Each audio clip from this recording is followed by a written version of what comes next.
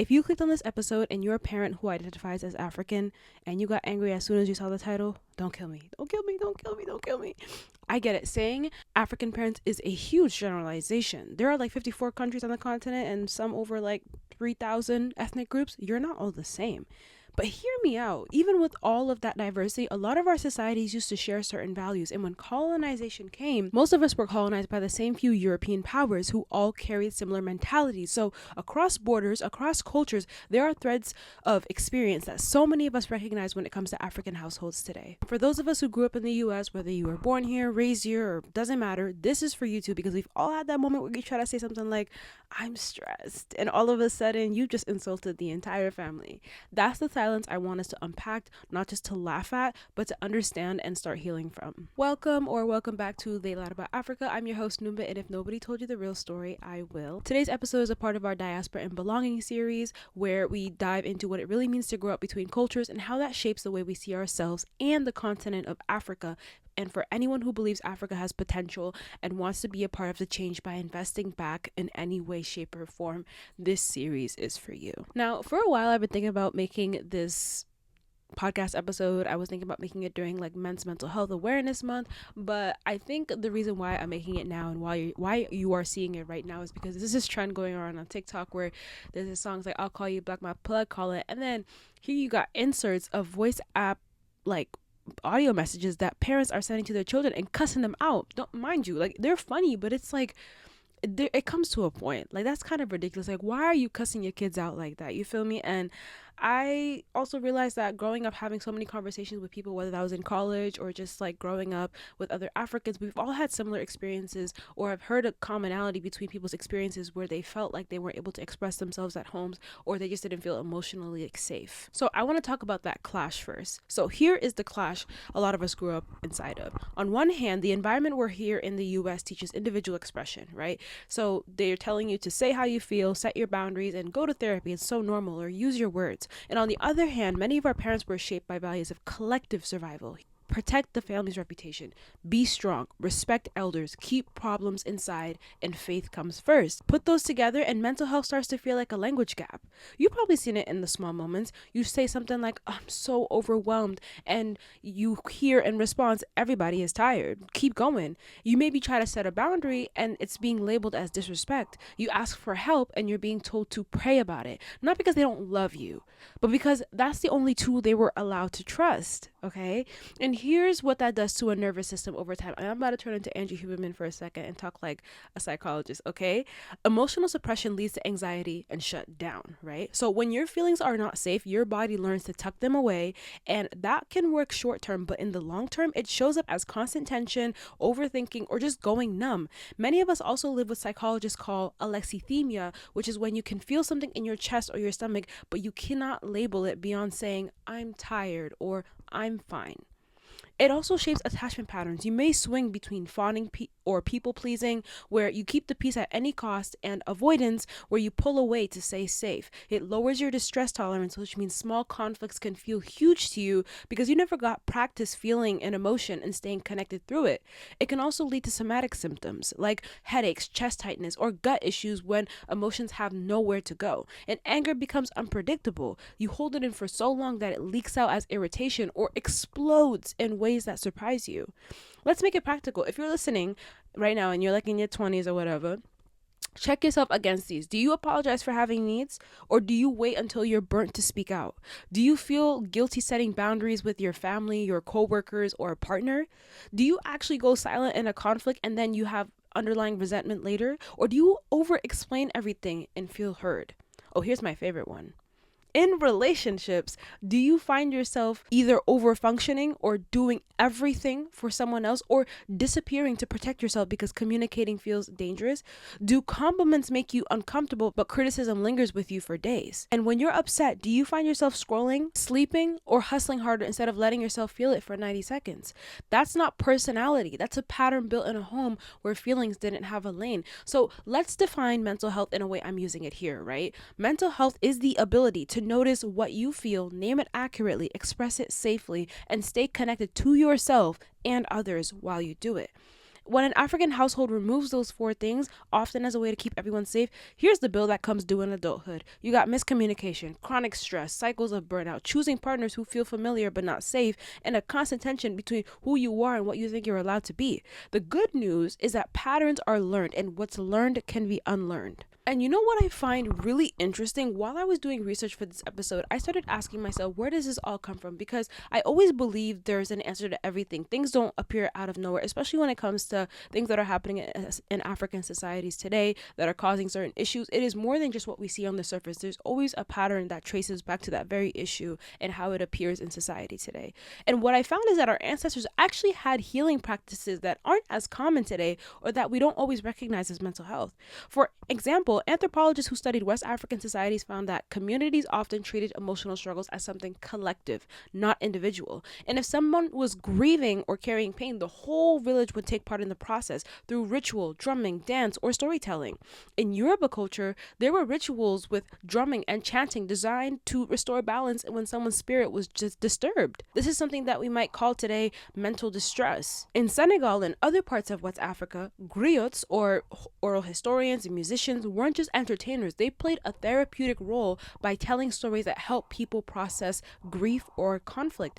Even across East Africa, anthropologists recorded that people would gather for what were essentially communal counseling sessions where elders helped mediate disputes, also gave guidance to people struggling emotionally. This wasn't called therapy, but it served the same function. So essentially the point is, emotions were never ignored. They were managed and expressed in ways that kept people connected to their community, their ancestors, and their spirituality. So when we say today, Africans don't talk about mental health, that's not actually true. Our ancestors had entire systems for it. They just didn't use the Western word therapy. And I think it's so important to pause here, because whenever we talk about things that are common in the West today, like therapy, journaling, mindfulness, or any technological advancement, they're often framed as if they are quote unquote new, or as if Africa never had them.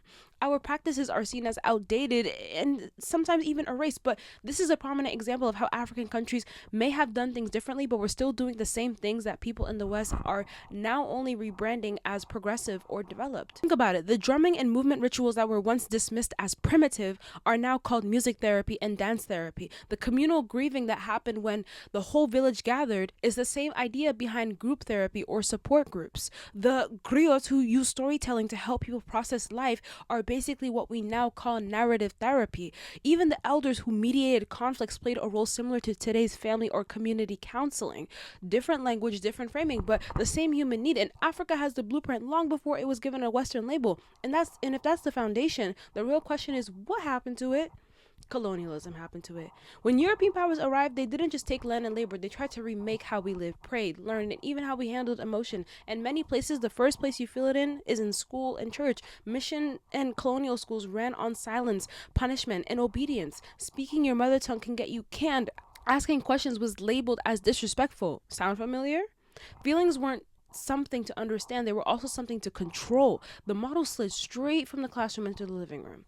Colonial authorities and missionaries also dismissed or outright banned a lot of communal healing practices, drumming, trance, public mourning, divination, and rituals that had once given space for grief and expression. These were often labeled as superstition or disorder.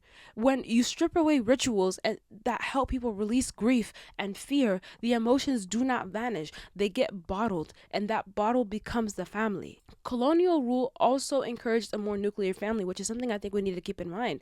It was a nuclear family model, especially in towns and wage labor economies. So instead of aunties, uncles, and age mates and elders all sharing responsibility for children, the pressure collapsed onto two parents. Often under economic stress, less communal buffering meant more control at home. Do not argue, do not cry, do not embarrass us. There was also respectability politics. Under a racist order that called Africans uncivilized, families often survived by performing the opposite. Neat, quiet, disciplined, problem-free, we don't talk about this outside, became a shield. Over time, the shield turned into a silencer, even inside, and in many colonies, mental distress was also criminalized or treated as shameful. Colonial asylums were overcrowded, underfunded, and more about containment than care. So communities learned to hide struggle, not because they didn't care, but because visibility came with punishment and hiding became a habit. And on top of that came the economic grind. Cash crop economies, land taxes, and later political instability meant survival was always center stage. And when survival dominates, emotions get labeled as a luxury. Parents hardened not because they didn't love their kids, but because hardness felt like the safest gift they could give. So the shift looks like this: from collective outlets and meaning making to silence and self-control, from extended support to isolated pressure, from elders helping you carry feelings to children learning to carry them alone. That's how colonialism didn't just redraw borders, it quietly rewired the emotional rules inside the home. And once those rules were in place, they didn't stay labeled as colonial policy. They were passed down as, this is how our family survives. And this isn't just theory. I came across an account from a Kenyan writer who described how in colonial schools, children were punished for speaking their mother tongue. If you were caught, they'd hang a metal plate around your neck that said, I am stupid. That's how deep the shame went. Silence wasn't just taught, it was enforced. And those lessons did not stay in the classroom. Again, they followed us home. Now, let's add the layer that a lot of us are living in right now: immigration. When our parents or their parents, who are our grandparents, left home to start over in the US, Canada, Europe, or whatever, survival mode didn't just continue, it intensified. New language, new rules, racism and xenophobia, degrees that didn't transfer, 2 jobs, night shifts, cash under the table. In that world, feelings started to look optional. So the rules at home quietly update. Keep your head down. Don't attract attention. Don't make trouble at school or with neighbors. Be twice as good. You cannot afford mistakes. Don't complain. We cross oceans. You can cross the street. Psychologically, that creates a double bind for kids who are raised here. The outside world is telling you, use your words, express yourself, therapy is normal. Inside the home, the message is, be strong, be grateful, don't bring shame. It's not that your parents don't care, it's that they're trying to keep you safe in a system they don't fully trust. Silence becomes protection. You see it in the day-to-day. You try to say something like, I'm anxious, and instead you get, work harder, you'll forget. You set a boundary and it hits as disrespect because to your parents, boundaries sound like you're rejecting the family that's sacrificing for you. You ask for therapy and it lands as failure, as if they failed to give you what you need. Under the hood, a few patterns tend to form here. You become very hyper independent. You learn to handle everything yourself because you don't want to add stress to already stressed parents. It looks strong, but it's actually isolation dressed up as resilience. Role reversal. You become the translator, the form filer, the mediator with landlords, banks, schools. You're a kid, but you're also the family's bridge. That's power and pressure at the same time.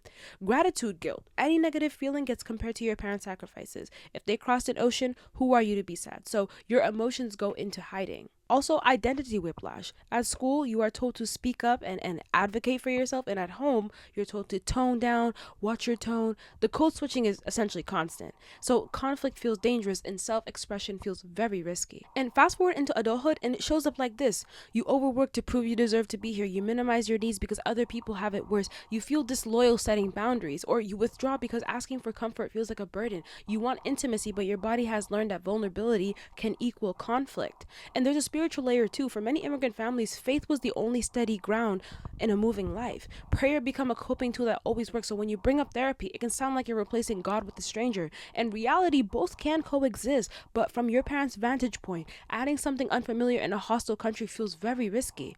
Here's the compassionate truth though. Immigration didn't invent silence, but it doubled it down. The same colonial logics that equated good behavior with safety met a new environment that constantly tested your family's stability. So the home became a fortress. Fewer feelings, fewer questions, fewer risks. And if this is you, none of it means you're broken. It means your nervous system did exactly what it was trained to do. Keep the peace, avoid danger, make everyone proud. That kept your family afloat. It doesn't just help you connect now. So when you find yourself struggling to say what you need at work, or going quiet with a partner, or feeling guilty for wanting therapy, that is not you being difficult. That's immigration survival strategy running on old software. The work isn't to blame our parents or our culture. The work is to update the software.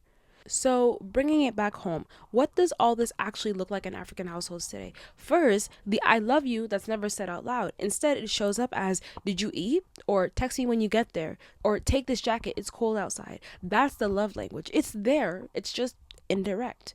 And if you grew up here in the US where people say I love you every 5 minutes, not hearing it all the time is going to make you question a lot of things, okay? And then there's apology. In a lot of our houses, nobody really says, I'm sorry. What happens instead? Somebody slides you a plate of food, extra meat even. That's the apology. The problem is the fight is still in the air, but it's just unspoken. And of course, the big one, therapy. You bring it up and suddenly it's a debate. Why do you need to pay someone to listen to you? Just pray. Or are you saying we didn't raise you right? It's not that parents hate the idea of healing, it's that therapy just feels foreign and sometimes even threatening. And let's talk about boundaries.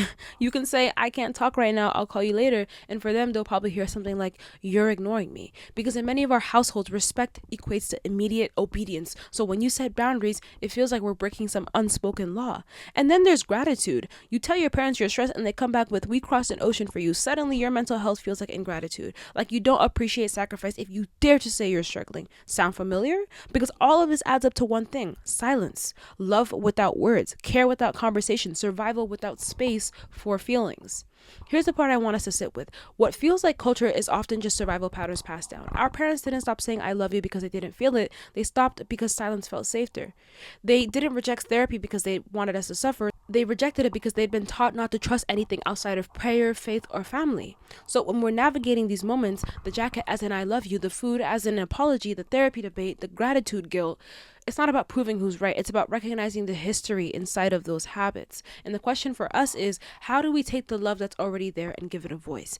How do we add words, openness, honesty without losing the care, protection, and pride that's at the heart of African households? All right, so we talked about history, households, and how we got here. Now it's time to flip the camera on us. Why does any of this matter? Because healing isn't just for vibes, it's for vision. If we say we believe Africa has potential and we want to be a part of the change with our money, our skills, our time, then our communication, nervous systems, and our relationships are infrastructure. You can't build long term on short tempers. You can't invest well if every family conversation turns into a cold war.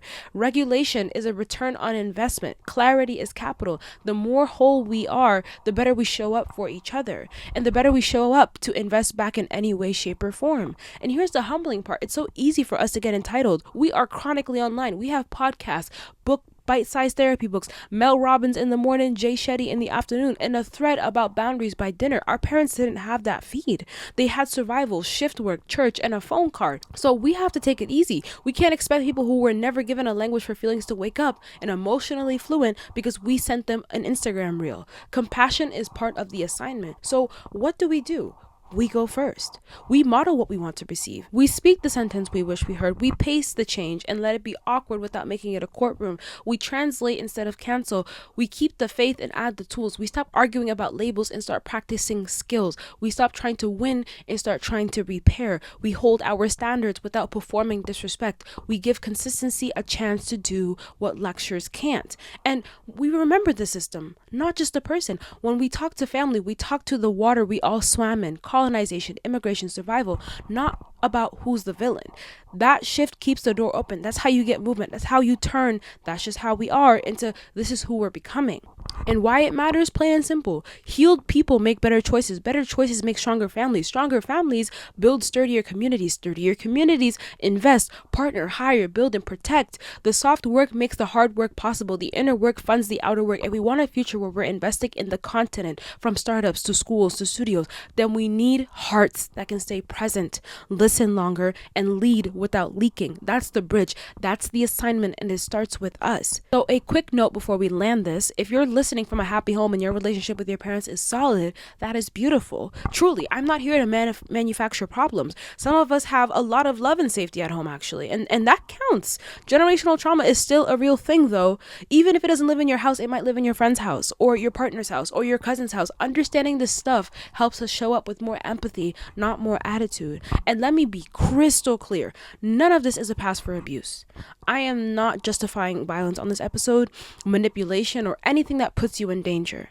Emotionally, physically, spiritually, or financially. Context just explains patterns. It does not excuse harm. If you are in a situation that's actually unsafe, your peace matters more than the family narrative. Getting help is also very brave, not betrayal. That can look like talking to a licensed professional, leaning on trusted community, or faith leaders who protect you, or finding local resources, or creating distance when you need it.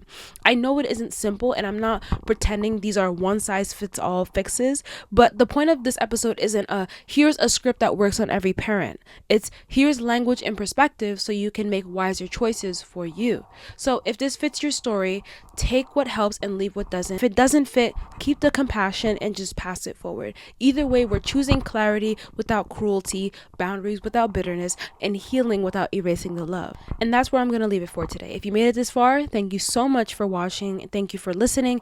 And thank you for even being willing to sit with a conversation like this. If you're watching on YouTube, make sure you hit that subscribe button and drop a comment. I want to know what this looks like in your family or in your community. If you're listening on Apple Podcasts, turn on the notifications so you don't miss new episodes. If you're on Spotify, make sure to hit follow. And wherever you're tuning in, share this with a friend, a cousin, or a group chat that needs it. And of course, stay connected with us on TikTok and Instagram at They Lied About Africa. That's where we keep the conversation going between episodes. This is They Lied About Africa. I'm your host, Numbe. Until next week's episode.